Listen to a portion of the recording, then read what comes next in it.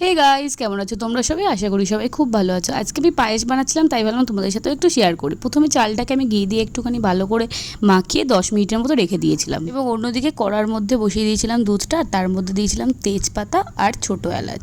অনেকগুলোই তোমাদের পরিমাণ মতো তোমরা দিতে পারো। তো আমি সেইটা দিয়ে ভালো করে নাড়াচ্ছিলাম।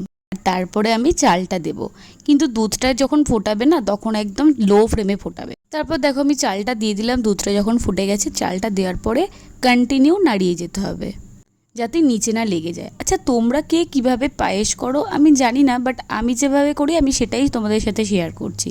তারপর দেখো চালটা সিদ্ধ হওয়ার পরে আমি দিয়ে দিয়েছিলাম কাজু বাদাম আর কিশমিশ। তারপরে আবার নাড়াতে থাকলাম, নাড়াতে নাড়াতে দেখো পুরো দুধটা পুরো কমে গেছে। কতটা দুধ নিয়েছিলাম আর কতটুকুনি হয়ে গেছে। তো এখন আমার চালটা তো ভালো করে সিদ্ধ হয়ে গেছে। এবার আমি এর মধ্যে দিয়ে দেবো লাল বাতাসা। ও, তোমাদের তো পরিমাণটাই বলতে আমি ভুলে গেছি। আমি নিয়েছিলাম হাফ লিটার দুধ আর 1 মুঠো চাল, এইটাই নিয়েছিলাম। আর বাকি সব তোমাদের পরিমাণ অনুযায়ী তোমরা দিতে পারো। বাতাসাগুলো দিয়ে আমি ভালো করে নাড়িয়ে নিচ্ছিলাম, বাতাসাগুলো গলে যায় তার অপেক্ষাই করছিলাম। তারপরে নাড়াতে নাড়াতে দেখো একটা অন্যরকম কালার চলে এসেছে। তোমরা চাইলে এর মধ্যে চিনিও দিতে পারো। আমার একটু কালারটা ভালো লাগে, তাই জন্য আমি বাতাসা দিয়েছি।